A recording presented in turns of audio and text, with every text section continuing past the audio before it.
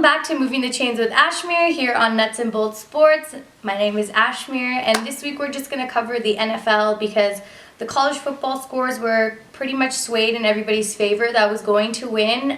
Surprisingly and luckily and gratefully, Alabama had won as well, even though Tua had to leave with a hip injury early in the second quarter, and now that has cost him the season. He actually had surgery, and they said that he was playing the ukulele and singing Marvin Gaye before he had her hip surgery, and I thought that was a very beautiful description as to who he is as a person and as an athlete and everything. So wish him a speedy recovery, but let's just move on to football. So first we'll talk about the Bay Area because duh.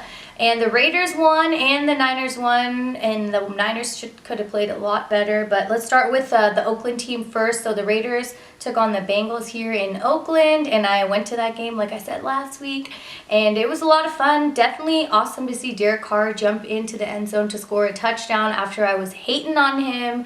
I felt like Derek wasn't playing at par, as I've been saying in the last couple weeks. I just feel like offensively he could have been throwing a lot more deep passes, like repeating myself once again. So this game we have to give credit where credit is due, and that is to the Raider defense. They did a great job holding the Bengals. Max Crosby did very well for the Raiders defense. He had 4 sacks in the game, 3 sacks in the fourth quarter. He came into this game with only 2.5 sacks, and he left this game with 6.5 sacks.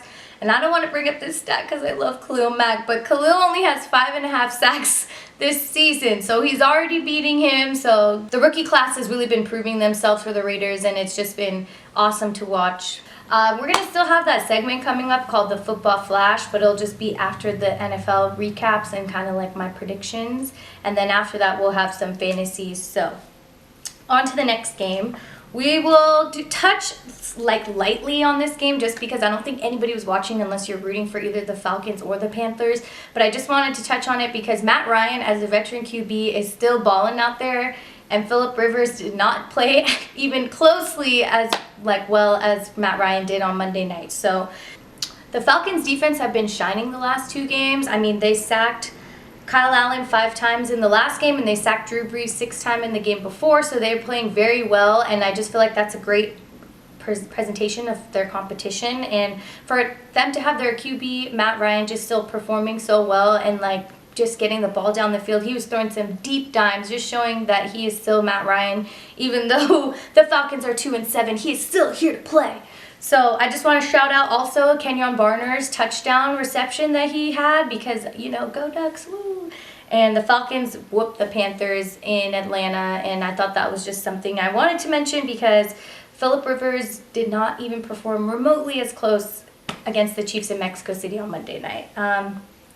And the last 2 games are definitely the Ravens and Houston because I don't think anybody imagined an absolute shutout and for Lamar to be sitting in the fourth quarter once again, especially against Deshaun Watson and his strong offense. I felt like this game was going to be like touchdown after touchdown and just driving the ball down the field, Lamar running his own rushing yards, and same with Deshaun Watson because they just equally both have that ability to be in that quarterback position, and that was just not the case. The Ravens defense came out of nowhere. I mean, everybody was talking about the Patriots defense being number 1, and I feel like the Ravens defense have kind of outshined them right now, and they're on this high of being the best in the AFC, that they're really performing at their best. So they only limited Deshaun Watson to 169 passing yards, and the most rushing yards was by Carlos Hyde, and he had a touchdown.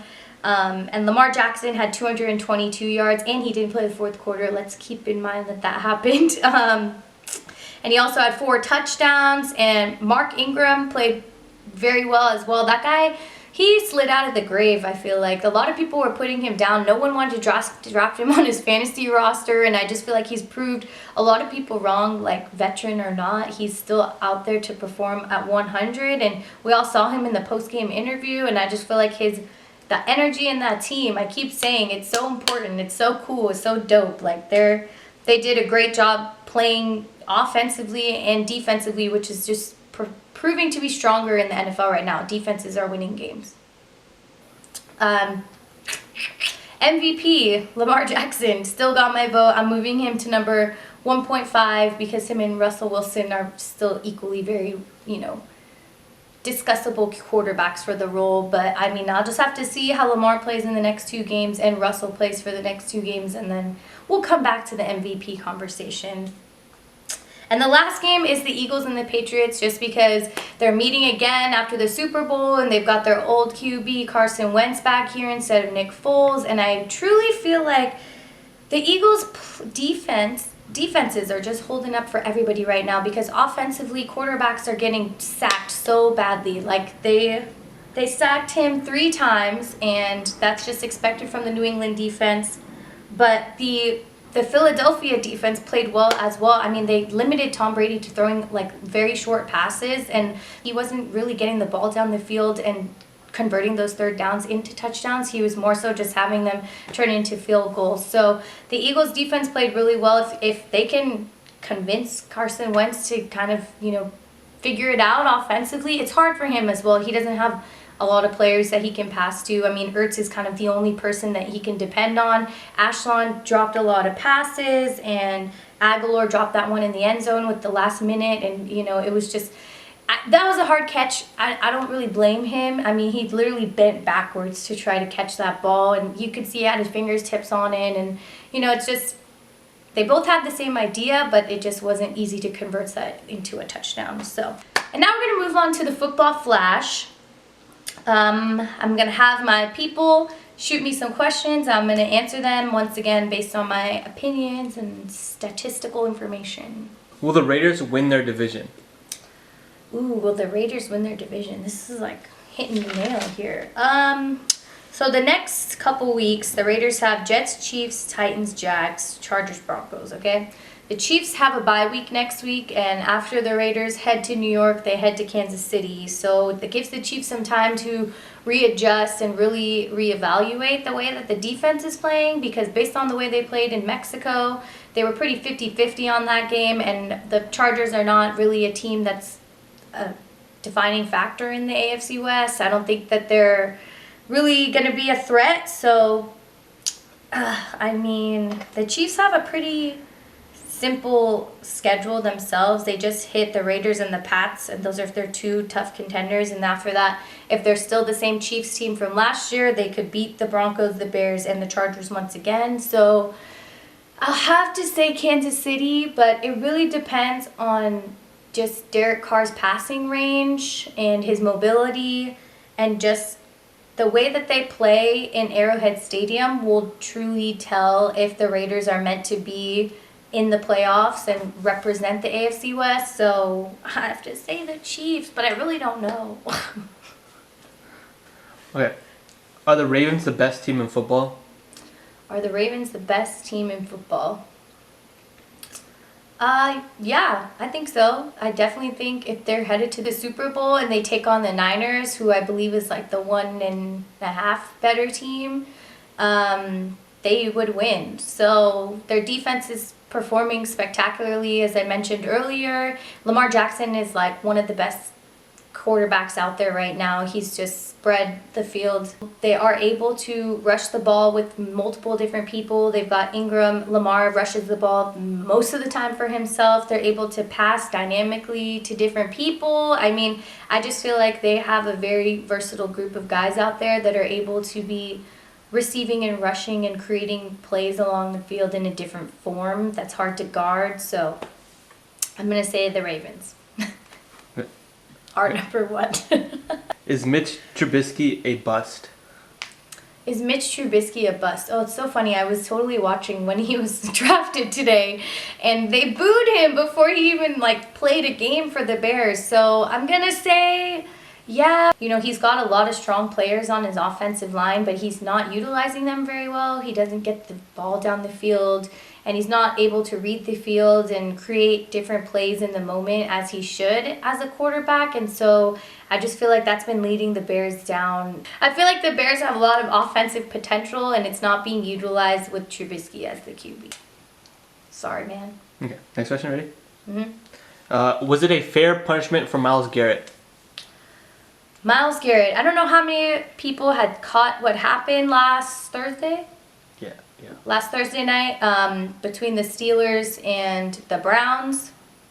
Myles Garrett took Rudolph's helmet and hit him on the head with it. And so I do feel like it was a good punishment for him. I mean, there's two different stories going on that were happening last week. It was like Rudolph was trying to take off his helmet, and that attempt forced him to take off Rudolph's helmet. But like in the end, you don't got to throw the punch if it's out there. It's all up to you. So he swung, and he hit, and now he's out. So he missed. So he hit all three. But yeah, I do believe it was a good punishment. I just feel like if you don't reprimand people for like those actions, it's just kind of forcing them to keep acting in a certain way. I know I'm not saying Myles Garrett is a dirty player, but it's just like it's almost like supplementing that those actions are like acceptable. So I do believe it was a fair punishment. So that's all for the football flash, and finally we'll go to fantasy. The Chargers, the Cardinals, and the Chiefs, Triple C, they have a bye this week, so if you need to pick up a tight end, I still stick with Hollister from Seattle. I think he'll play very well against the Eagles, and I feel like Russell Wilson will create some great plays for him. He played very well against the Niners. He had like 20 points, almost 30 points. So if you need him, I would pick him up. I mean, like, I'm kind of considering it, so if people in my league are watching, you're welcome. I would also pick up people that I predict will give you a couple extra points if you're kind of running low or you don't trust anybody, or you're me and you're holding on to Tyler Boyd for no reason, but you let go of Brandon Cooks and now he's coming back. But I would also say Mike Gesicki from Miami, another tight end. I feel like against Cleveland he'll put up a good number of points, and he's usually one of the top targets, so I think that'll be a good look. And also A.J. Brown from the Titans. They're playing Jacksonville in Tennessee, and I just feel like after watching Tannehill's performance after watching Tannehill's performance 2 weeks ago, I just feel like he will be utilized just along with Derrick Henry, especially against the Jacksonville defense. He'll have to kind of throw the ball down the field compared to rush the ball down the field, so I think that'll be someone to get you a couple 8-9 points as well. So my predictions for next week are, I predict the Texans will come back and beat the Colts. I feel like Deshaun Watson does not want to lose, even though the Colts are getting Brissett back, and he is a great leader for the team, and they've been a great contender in the South. Okay, and I also believe... Well, that's a really big game, actually. They're both 6-4. Yeah, but I feel like the Texans are going to win. Yeah. But it'll be a close game. It'll be like 21-17, something like that. Maybe 10-17.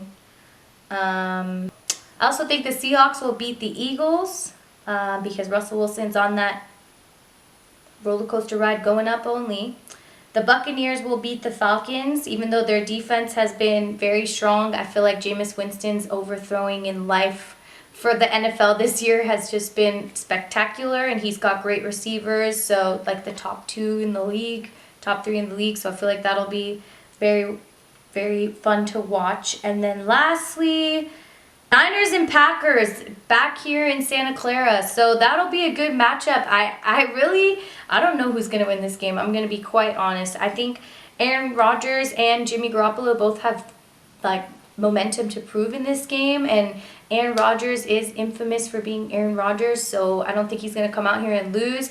I feel like we are expecting this to be a very high-scoring game, but the defense from the Niners is a lot better than the Packers, so I'm going to say the Niners outscore in the first half, and then Rodgers is going to come back in the second half and beat them by a touchdown. Prediction-wise, I'll say 24-27, maybe 27-21, something along those lines.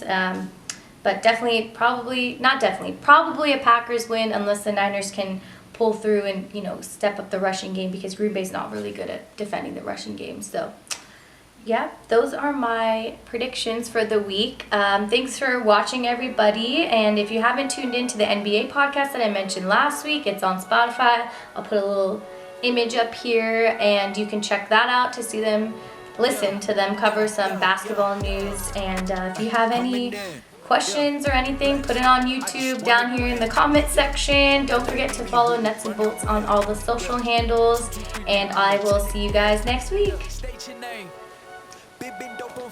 I just switched the lanes. Damn, he did it again.